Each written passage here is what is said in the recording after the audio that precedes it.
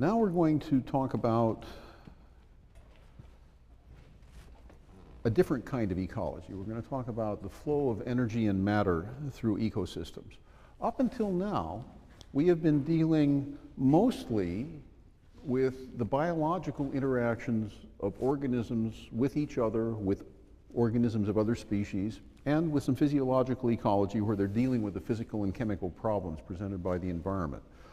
But now we're going to look at the energy and flow of materials through ecosystems and biomes and in the world as a whole as a paradigm that's driven primarily by physics and chemistry.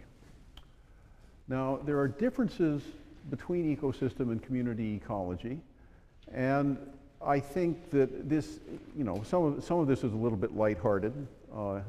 Some of it is dead serious. So in ecosystem ecology, one is primarily concerned about the flow of matter and energy, and in community ecology, primarily with interspecific interactions. The paradigm here is thermodynamics. So the mass balance equations, the second law, entropy increases, things like that. Here, the issues are primarily competition, predation, and history, and space. Okay?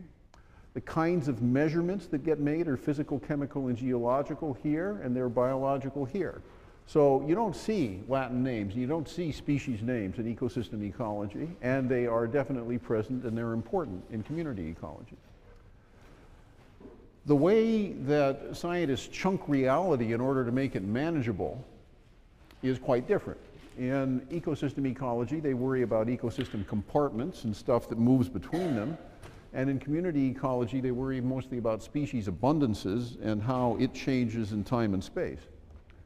So the connection here is primarily to the biosphere. Here, people are looking upward at larger, more complicated, bigger kinds of things. And in the community ecology, they're mostly looking downward at how the community interactions are driving the population dynamics of the individual species. So the connection here is to biology, and the connection here is to geology. And the two things definitely connect to each other, okay? So they have strong implications for each other, but as you know, academic specialties themselves evolve, and people develop different paradigms and different language for dealing with problems, and they have tended to remain isolated from one another. And unfortunately, sometimes they have even tended to denigrate one another, although they're both perfectly valid ways of trying to analyze the world. They're really just trying to answer different questions. So today what I'm going to do is I'm just going to outline energy flow, cycles of materials, and biogeochemical cycles through ecosystems. I'm dealing with it at a fairly descriptive level. There are methods of making this paradigm very quantitative, and if you get interested in it, really the place to go is geology. Ruth Blake does this kind of thing. She's a biogeochemist in geology. This is a part of the world that has important implications for global warming and which is driven mostly by things that have one cell. Okay, whether they're algae or bacteria, they are the main transducer between life and geology. Now, what is an ecosystem? Well, it's one of those sort of abstract terms that gets operationalized in a lot of different ways depending on who's doing the study.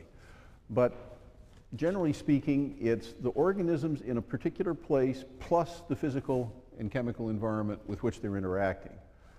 And it's often a local example of some kind of biome, okay? So it could be a local chunk of tundra, a local chunk of rainforest, a pond. It could be an upwelling area off Peru. It could be an alpine forest. It could be a lot of different things. And people study how energy flows, and so the paradigm basically, at least for things that are in the part of the planet that are driven by the primary productivity of plants, it starts with photosynthesis, and the annual production is usually determined by temperature and moisture, certainly for terrestrial ecosystems.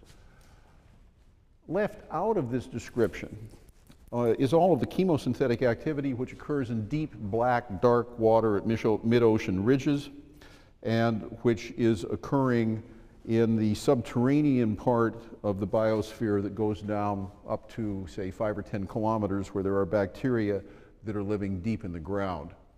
And actually, the pervasive influx of life into the subterranean environment is an important part in the biogeochemistry of the planet. That's not covered here. If we look around just by surface area, the planet's about 65% open ocean. It's about 5% continental shelf. Desert's about 5%. That's extreme desert, okay? That's just about nothing on the surface. Semi-desert, so Sahel, that kind of area, about almost 3.5%, 4%. 3% tropical rainforest, and so forth. So the idea here is you can take the planet and you can define different categories of the way things live on it just by surface area and break it down, and it looks like this. So here, if you were just to look at that, you would say, well, open ocean, continental shelf, desert, and rainforest are the main biomes on the planet. That's just by surface area. If you look at net primary production per square meter, you get a totally different view, okay? So this is just by surface area, and this is by primary production per square meter. Look at how lousy the open oceans are. Open oceans are deserts. Why are open ocean deserts? What? No, it's not that there's no fresh water. What do you need if you're going to make an ecosystem productive? They need nutrients. Where are they going to get it?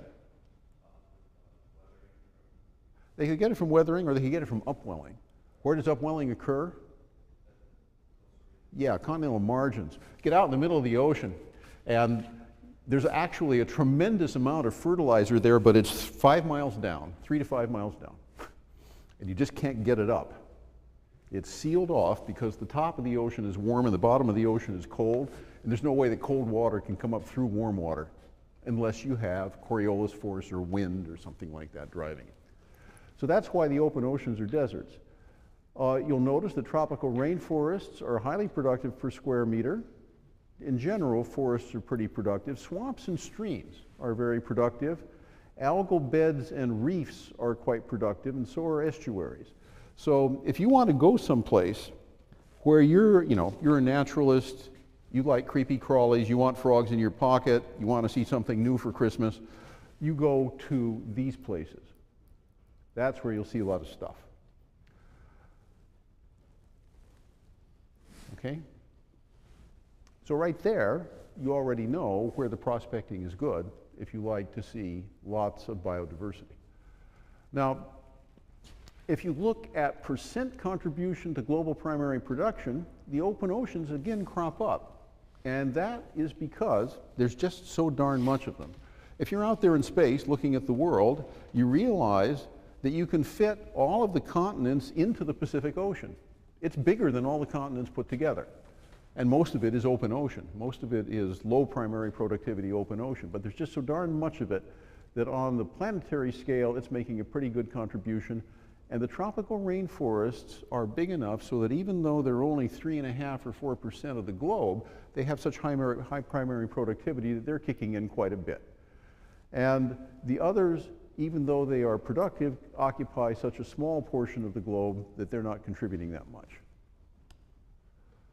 Okay, so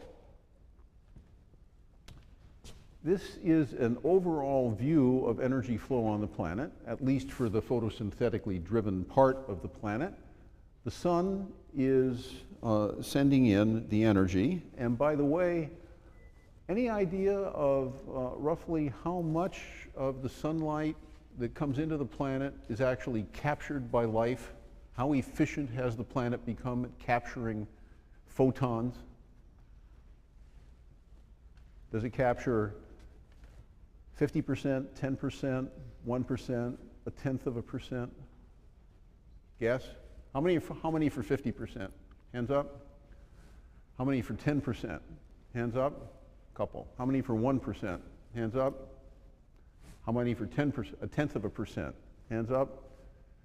See, the grad students think it's a tenth of a percent. It's a small amount. I don't know the precise number, but it's down between a tenth and 1%, I think. So even after 3.5 billion years of evolutionary history, the planet has not become terribly efficient at capturing sunlight. Freeman Dyson has got this definition of different kinds of civilizations. One of the stages of civilization would be when you could put a sphere around an entire solar system and capture all of the photons coming off of the sun and harness it for running the civilization. That would capture the entire solar output. Well, you know, we are a tiny little dot on the face of the sun, and we're taking 1/10 to 1% of its photons. So this isn't a very big number when you look at the solar output. What happens is that basically algae, primarily algae, but also trees and all other larger plants are capturing this. Then the herbivores are eating the plants. The primary carnivores are eating the herbivores. The secondary carnivores are eating the primary carnivores. What do you think is in the red arrows going off to the detritivores? In simple Anglo-Saxon four-letter words, what do you think is in the red arrow? Shit and corpses. Okay, that's the red arrow. It's pretty big. Any idea what Africa would look like if you got rid of the dung beetles? You would need hip waders, especially in the Serengeti or any of the big national parks. A pile of elephant dung is about this big. Okay, so that's what's going off in here. We are deeply indebted to dung beetles, believe me, and to fungi. What's going off here is respiration, so that's energy. You know, you all use it up every day. You're using up somewhere between 3,500 and 5,000 calories a day, depending on whether you're on a sports team or not. And so that's what's going off out here. And this is coming off of every level here. Okay, so you can think of this is what's left over, and this is the flow of all that ATP-driven stuff on the planet's surface. Now, how does that look in space? Well, if you look at tons of carbon fixed per hectare per year, where green is a lot and yellow is a little, you can see that the forests are really important, okay? And the closer you get to the equator and the wetter it gets, the more efficient the forests are at fixing carbon. This is for the terrestrial part of the world. If you could put the reefs in, they would be fixing carbon, and they would be withdrawing it on kind of a different time scale.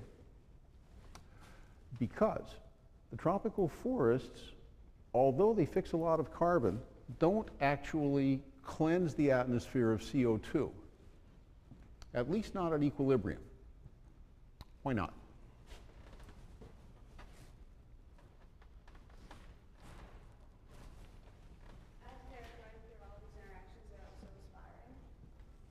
They are respiring, yeah. What happens to a tree when it dies? It releases a lot of carbon, right? So in fact, you can grow up a big forest, but you only get the carbon benefit the first time you grow it up. After that, it goes into an equilibrium where the trees are falling down and the logs are rotting and they're releasing carbon back into the atmosphere. So yes, you can temporarily fix a lot of carbon by planting a lot of trees. But in the long run, it's not a stable solution because those trees get burned up. They either get burned, literally burned up, or they get metabolized by the detritivores, and the detritivores put the carbon back into the system. What happens when you fix carbon in a reef?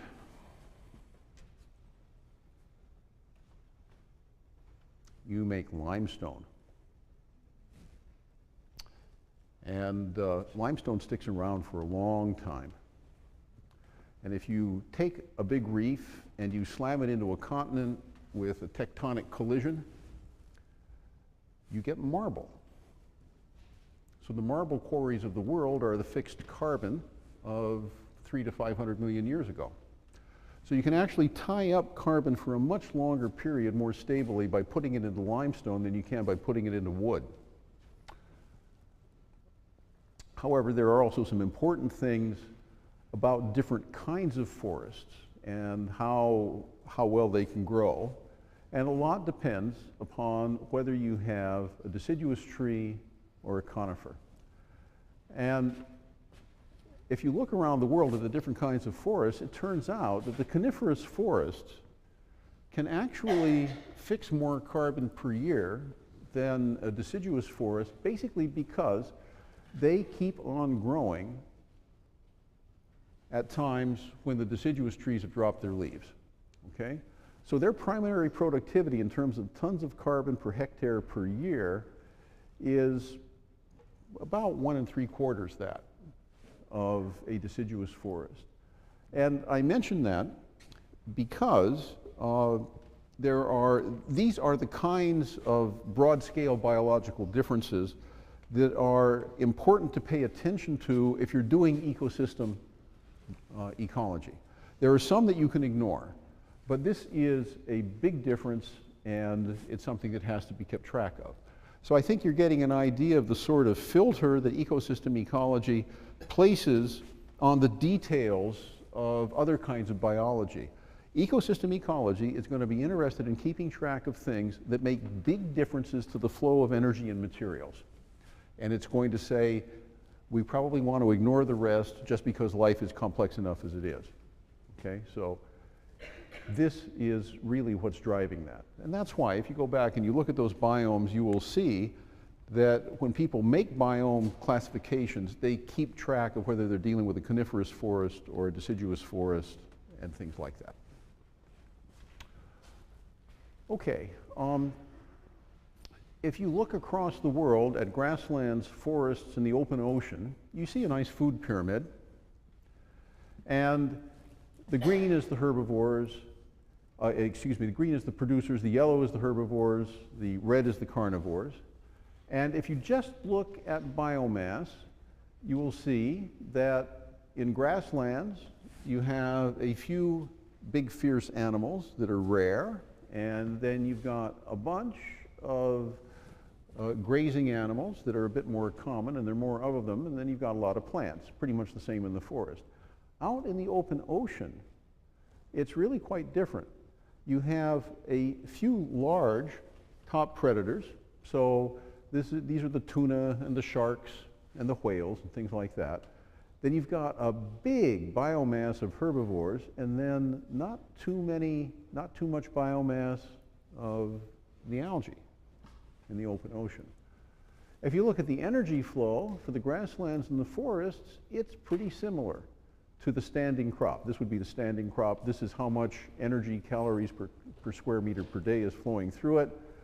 But in the open ocean, something is converting this kind of anomalous picture into a sort of standard food pyramid when you look at energy flow. What's doing it?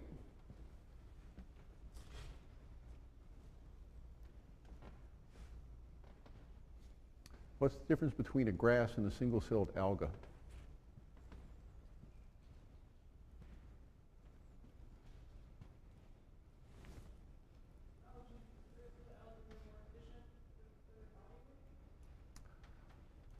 Well, you're getting at it. They are more efficient, but they're more efficient in a particular sense that makes a big difference to rates.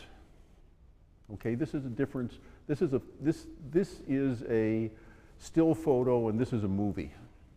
Okay, so that's the difference. It's a difference in rate. Yeah. Algae reproduce a lot faster? That's basically it. Yeah, a single-celled alga can probably have 2 generations per day, and at least 1 per day, and maybe even in a warm estuary 3 per day, whereas a grass is probably going to be lucky to get through 2 or 3 generations per season. Okay, so there's a difference of perhaps 100-fold in the rate. And the things that are eating them have a much, much longer lifespan.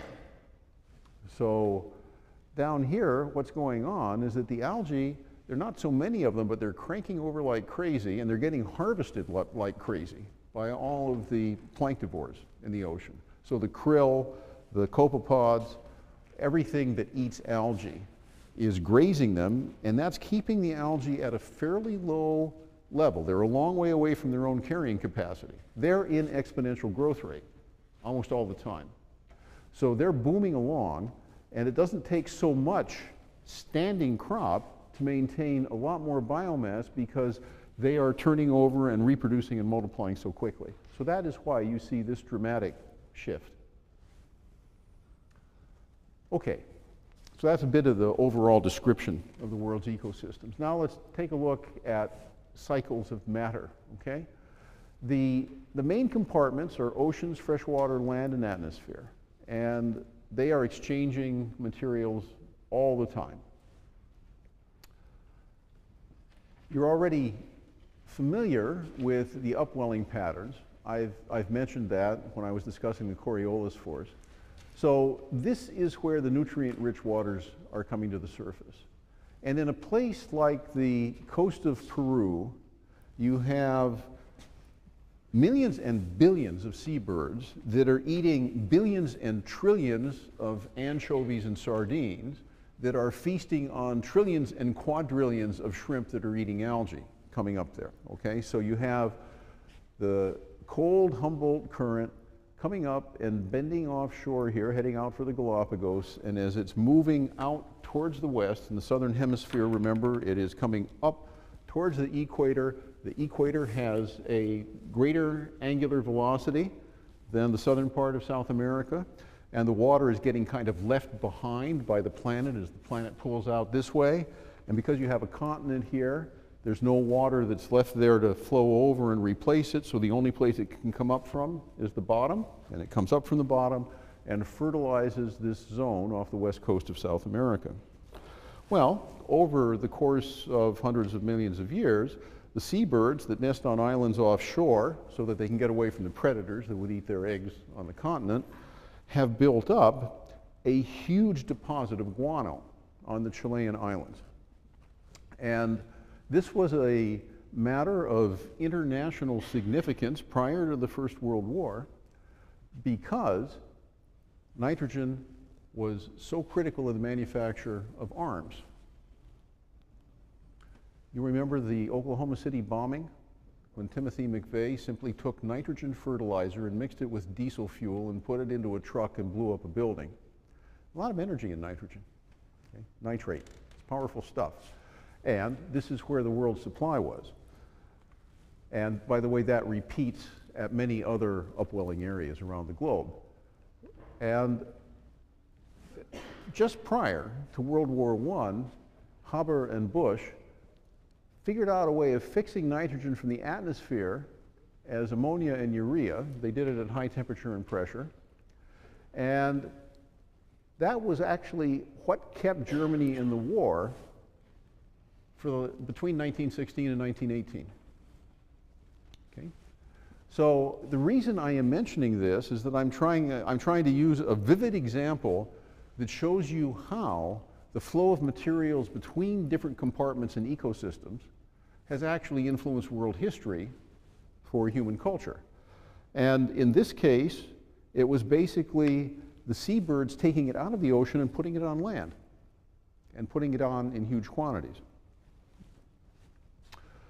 So now there's about 100 million tons of nitrogen fertilizer produced every year. It's about 1% of global industrial energy, and it sustains 40% of the global human population. So these kinds of processes actually are part of the substructure of our modern and postmodern culture.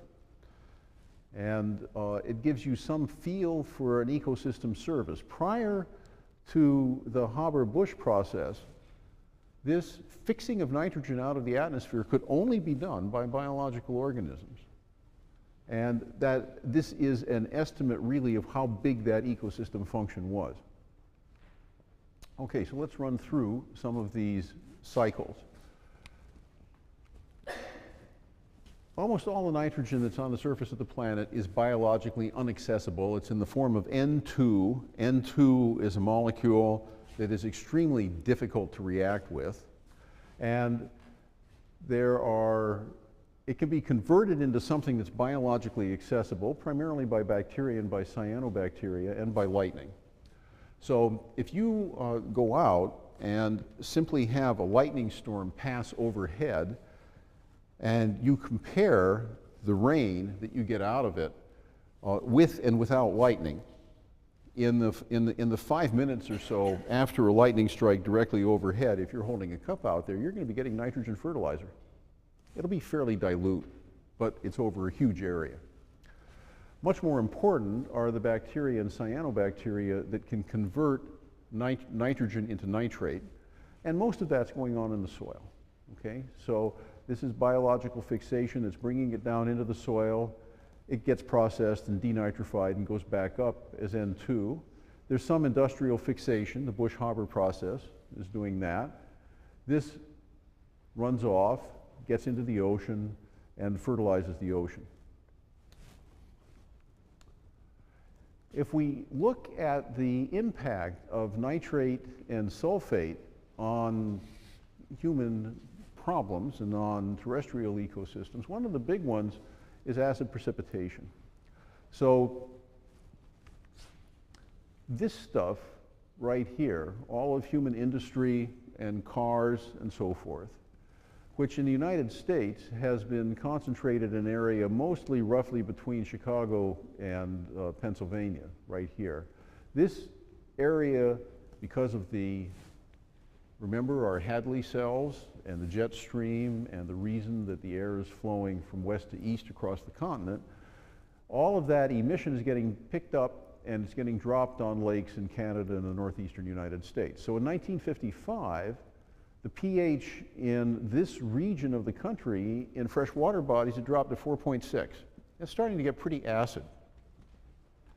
And by the way, it was a much bigger problem for a lake that was sitting on granite than for a lake that was sitting on limestone. Why would it be more of a problem on granite than on limestone? Limestone's basic, it's also a buffer. So limestone will basically put a lot of carbonate into the water and buffer this. So this was a big problem. And in fact, some lakes were losing all of their fish populations. However, there were improvements in air quality control around the country, and this has spread, but in many places it's also been ameliorated. I'd say it still remains a serious problem, and it's a situation that also causes international tensions, because basically eastern Canada is getting hammered by US industrial and car emissions because the flow of materials around the planet does not respect the arbitrary national boundaries that humans have created. It's even worse in Europe. In Europe, the industrial production of Germany, which creates a huge load of acid in the atmosphere, gets dumped on Scandinavia, which is old Scandinavian basalt shield, so they don't really have any limestone buffer up there in Scandinavia.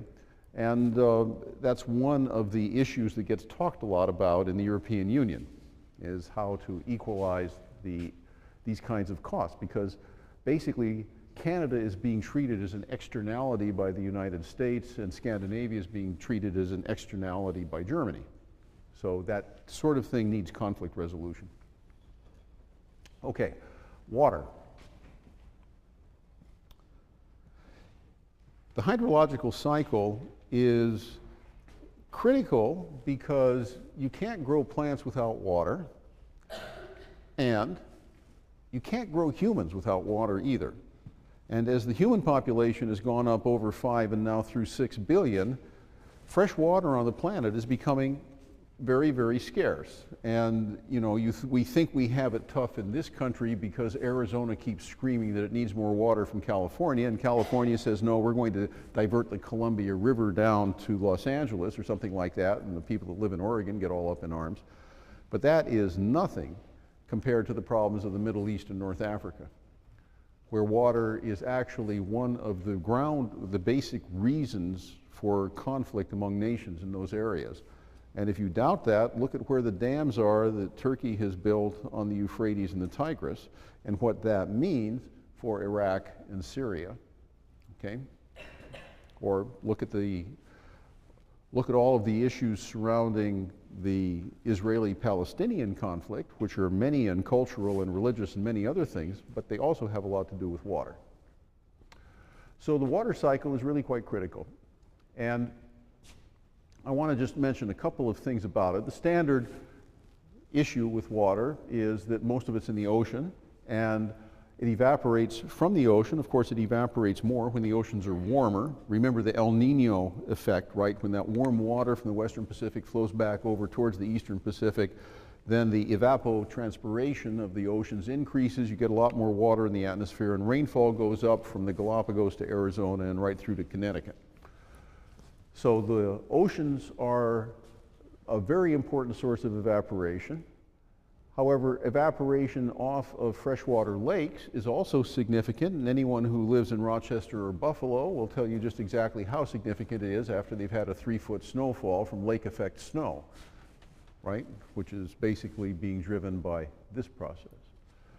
So the water goes up and it cycles through the rivers back into the ocean, and long term, basically the amount going in equals the amount going out. And as long as the West Antarctic ice sheet doesn't collapse or Greenland melts, the level of the ocean stays about the same. By the way, the estimate on the Antarctic ice sheets is that if the ones that are currently grounded melt, that means there's an ice sheet that's offshore, but it's resting on the ocean bottom. And there are two big ones. One is the Ross Sea ice shelf, I think, and the other one is an ice shelf on the other side of the continent. If those two melt, then the ocean goes up about 10 meters, about 30 feet. So the level of the ocean will go up and down a bit. So there's a very interesting thing that's going on with evapotranspiration out of forests. And I'm going to illustrate it first with a picture and then with a story about the Amazon, okay? So if we go to the Mediterranean, and we look at the impact of what the dairying culture did on the Mediterranean. So people started keeping sheep and goats are incredibly efficient at removing brush and grass from the landscape. Basically what the goats did is that they desertified the periphery of the Mediterranean all the way around.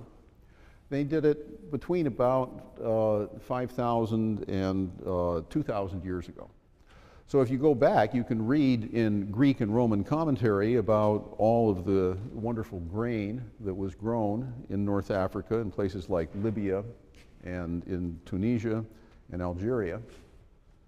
And you can read descriptions of the wild forested habitat of Greece. And you go to those places today, many of them don't look quite this desolate, but they're certainly much more like this than they are like a nice deciduous forest or a chaparral. So goats had a big impact. And you ask yourself, well, why does that happen? Well, we can actually, by looking at the Amazon rainforest, we can get a pretty clear idea of what was going on in the periphery of the Mediterranean. So the transpiration from the trees in the Amazon is taking a huge amount of water out of the soil and putting it up into the atmosphere every day. So wherever you are in the Amazon basin, usually by noon or about 2 o'clock in the afternoon, you've got a cloud sitting over your head, and that's the water that came out of the ground that day. And there's also moisture, of course, that's coming in from the Atlantic, and it's blown west up towards the Andes in the clouds. And because of this transpiration, if you look at a molecule of water that's coming in off the South Atlantic, by the time it hits the Andes, it's gone in and out 4 times. It's rained 4 times by the time it gets to the Andes. So having the forest there is making very efficient use of that water. It is a positive feedback loop whereby the presence of the forest is maintaining the presence of the forest. And if you cut down the forest, the rainfall will decrease and the total plant growth will diminish, and that will accelerate the conversion of forest into savanna. So this is an extreme case of that process. In the Amazon, there's enough stuff coming in off of the South Atlantic, and it's at, remember, if you look at your Hadley cells, it's in a region of the world near the equator where you have warm, moist air rising. So you're going to have planetary forces generating rainfall, whether there are trees there or not. But you move just 30 degrees north to the Mediterranean, and you don't have that. Here at the Mediterranean, you have got, in your Hadley cell circulation, you have got cold, dry air falling, and you don't get the planetary forces regenerating and replenishing the rainfall. And the forests that had been there had been an important local source of transpiration into the atmosphere. So at the equator, this is what you get, and boy, is this stuff efficient at getting water up into the atmosphere.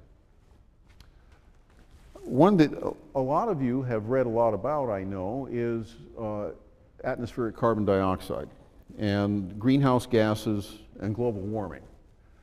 And it is the immediate source of carbon for terrestrial organisms, but it's really only a tiny part of the global carbon cycle.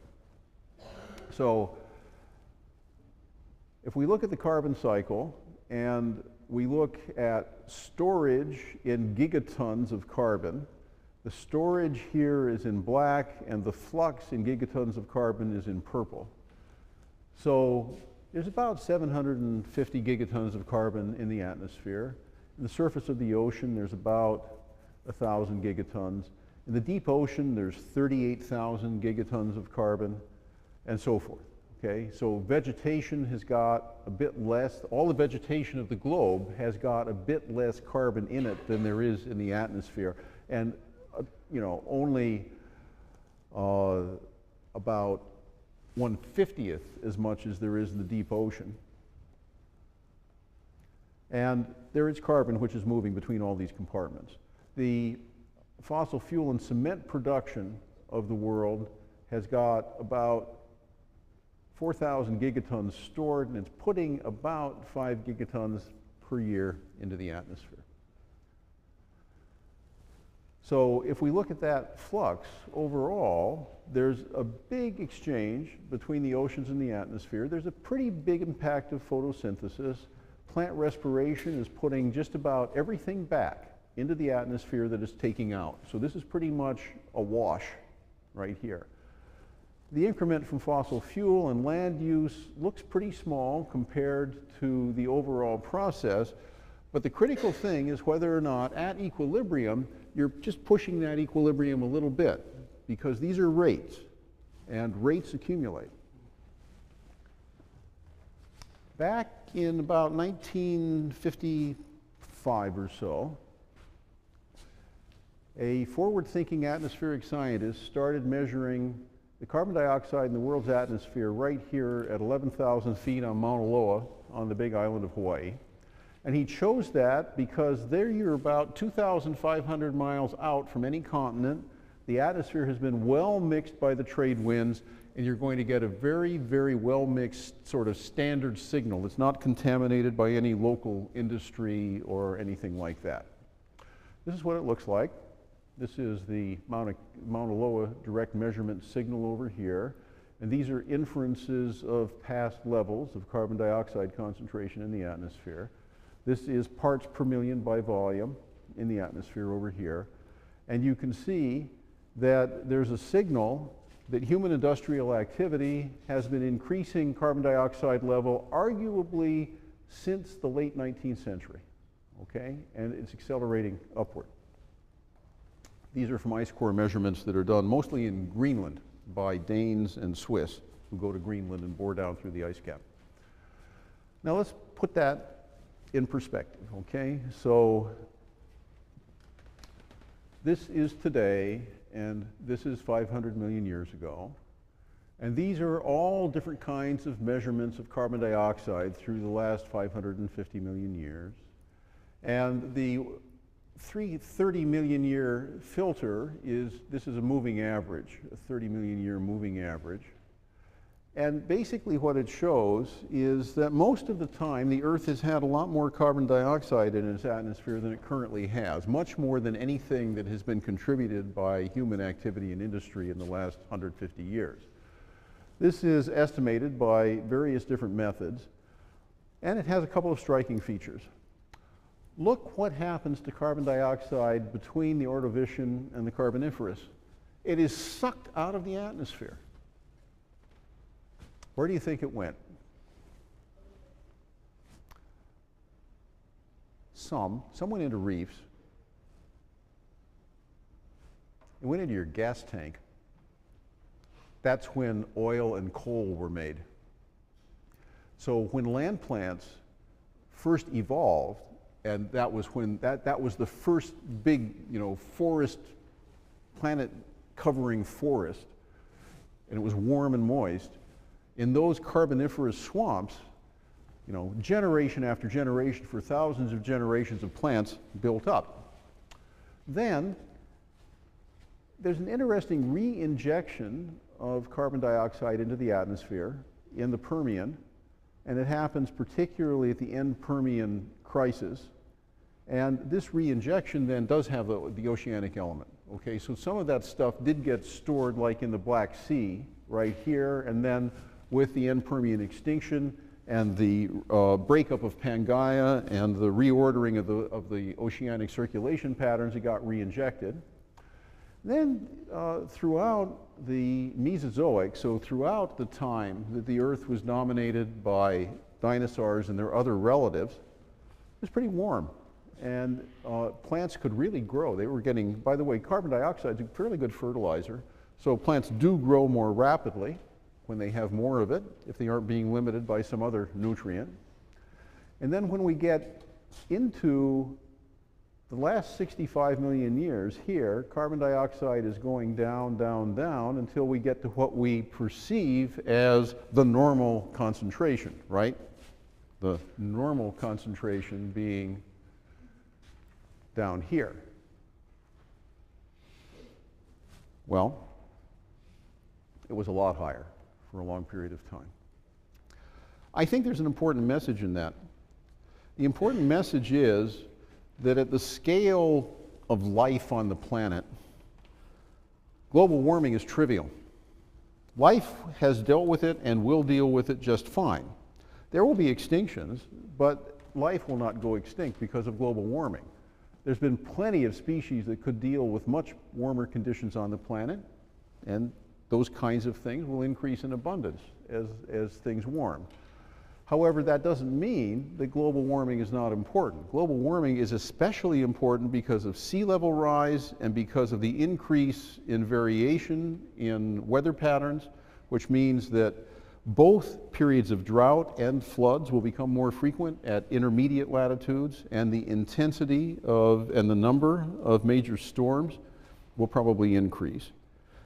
It would be interesting to know what the hurricane strength was like back in the Silurian.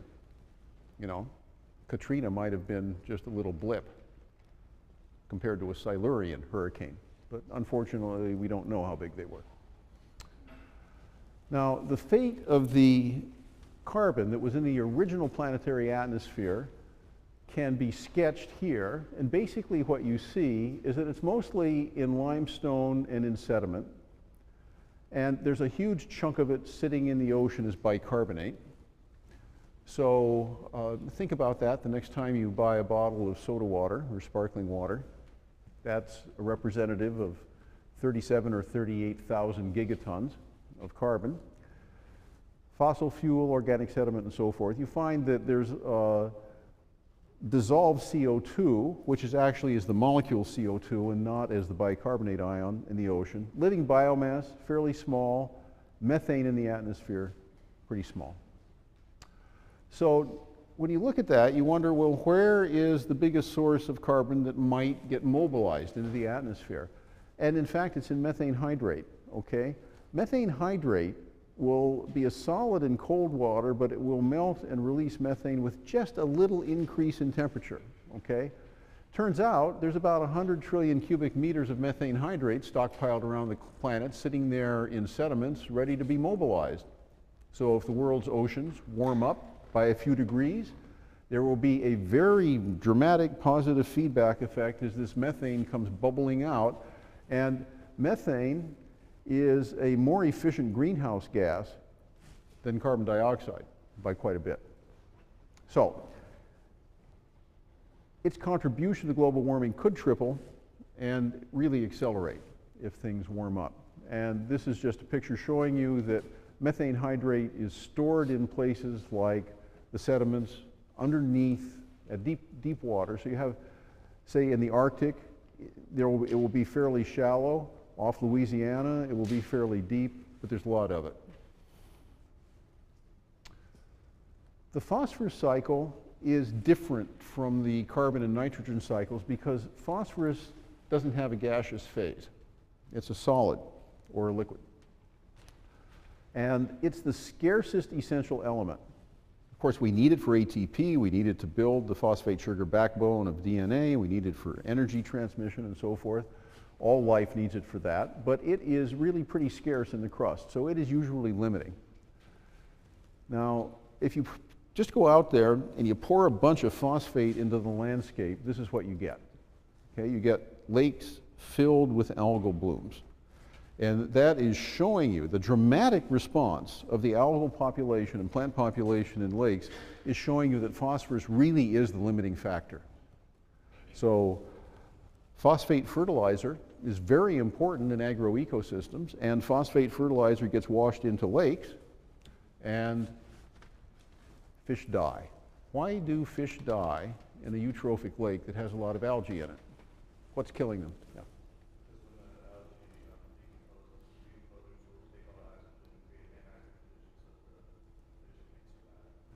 Well, you've got it right about anoxia, but you've got the mechanism wrong. By the way, the bottom of a eutrophic lake is anoxic, and the process you describe is going on there. But the algae don't have to die to do that.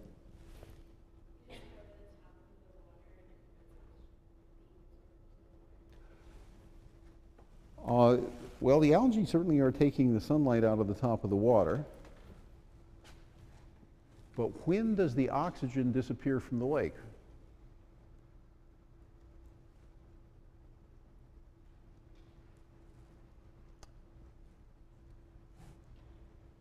I remember the bad joke about the astronaut who was not so bright, who said, we are going to take our new spacecraft and we are going to land on the sun. And he was asked, how are you ever going to land on the sun? And he said, don't worry, we are going at night. It happens at night. At night, the algae are all there. They're not making oxygen because there's no photons coming in, but they still have to breathe themselves. And they just suck all the oxygen out of the water, and the fish are asphyxiated. They don't have to die to do it. They're just naturally living their lives as normal, healthy algae, and they suck the oxygen out of the water at night. Okay, so some take-home points on ecosystems. Movement of matter and energy around the planet is really important, and there are some really interesting large-scale issues. And if you like big numbers and you like to calculate and look at flow models and compartment models and differential equations and stuff like that, biogeochemistry has a place for you. The contact here is with geology, physical chemistry, and meteorology. The connections are important. They're not all well worked out. So there must be important connections between ecosystem ecology and community ecology, but they are still being explored, and this is not an area that's really mature yet. The part of ecology that analyzes these processes really is the part that deals with the fate of the planetary environment, especially water and air. And that means it has important economic and political implications. So it's an area well worth worrying about and learning something about and remembering, because these are the processes that will affect the quality of human life on the planet for forever, basically. Okay, next time I'm going to discuss biodiversity and about whether it matters or not, and about what extinctions mean. Now we're going to talk about a different kind of ecology. We're going to talk about the flow of energy and matter through ecosystems. Up until now, we have been dealing mostly with the biological interactions of organisms with each other, with organisms of other species, and with some physiological ecology where they're dealing with the physical and chemical problems presented by the environment. But now we're going to look at the energy and flow of materials through ecosystems and biomes and in the world as a whole as a paradigm that's driven primarily by physics and chemistry. Now, there are differences between ecosystem and community ecology, and I think that this, some of this is a little bit lighthearted. Some of it is dead serious. So in ecosystem ecology, one is primarily concerned about the flow of matter and energy, and in community ecology, primarily with interspecific interactions. The paradigm here is thermodynamics. So the mass balance equations, the second law, entropy increases, things like that. And actually the pervasive influx of life into the subterranean environment is an important part in the biogeochemistry of the planet. That's not covered here. If we look around just by surface area, the planet's about 65% open ocean. It's about 5% continental shelf. Desert's about 5%. That's extreme desert, okay? That's just about nothing on the surface. Semi-desert, so Sahel, that kind of area, about almost 3.5%, 4%. 3% tropical rainforest, and so forth. So the idea here is you can take the planet and you can define different categories of the way things live on it just by surface area and break it down, and it looks like this. So here, if you were just to look at that, you would say, well, open ocean, continental shelf, desert, and rainforest are the main biomes on the planet. That's just by surface area. If you look at net primary production per square meter, you get a totally different view, okay? So this is just by surface area, and this is by primary production per square meter. It's one of those sort of abstract terms that gets operationalized in a lot of different ways depending on who's doing the study. But generally speaking, it's the organisms in a particular place plus the physical and chemical environment with which they're interacting. And it's often a local example of some kind of biome, okay? So it could be a local chunk of tundra, a local chunk of rainforest, a pond. It could be an upwelling area off Peru. It could be an alpine forest. It could be a lot of different things. And people study how energy flows, and so the paradigm basically, at least for things that are in the part of the planet that are driven by the primary productivity of plants, it starts with photosynthesis, and the annual production is usually determined by temperature and moisture, certainly for terrestrial ecosystems. Left out of this description is all of the chemosynthetic activity which occurs in deep, black, dark water at mid-ocean ridges, and which is occurring in the subterranean part of the biosphere that goes down up to, say, 5 or 10 kilometers, where there are bacteria that are living deep in the ground. Here, the issues are primarily competition, predation, and history, and space. Okay? The kinds of measurements that get made are physical, chemical, and geological here, and they're biological here. So you don't see Latin names, you don't see species names in ecosystem ecology, and they are definitely present and they're important in community ecology. The way that scientists chunk reality in order to make it manageable is quite different. In ecosystem ecology, they worry about ecosystem compartments and stuff that moves between them. And in community ecology, they worry mostly about species abundances and how it changes in time and space. So the connection here is primarily to the biosphere. Here, people are looking upward at larger, more complicated, bigger kinds of things. And in the community ecology, they're mostly looking downward at how the community interactions are driving the population dynamics of the individual species. So the connection here is to biology, and the connection here is to geology. And the two things definitely connect to each other, okay? So they have strong implications for each other, but as you know, academic specialties themselves evolve, and people develop different paradigms and different language for dealing with problems, and they have tended to remain isolated from one another, and unfortunately, sometimes they have even tended to denigrate one another, although they're both perfectly valid ways of trying to analyze the world. They're really just trying to answer different questions. So today what I'm going to do is I'm just going to outline energy flow, cycles of materials, and biogeochemical cycles through ecosystems. I'm dealing with it at a fairly descriptive level. There are methods of making this paradigm very quantitative, and if you get interested in it, really the place to go is geology. Ruth Blake does this kind of thing. She's a biogeochemist in geology. This is a part of the world that has important implications for global warming and which is driven mostly by things that have one cell, okay? Whether they're algae or bacteria. They are the main transducer between life and geology. Now, what is an ecosystem? Well,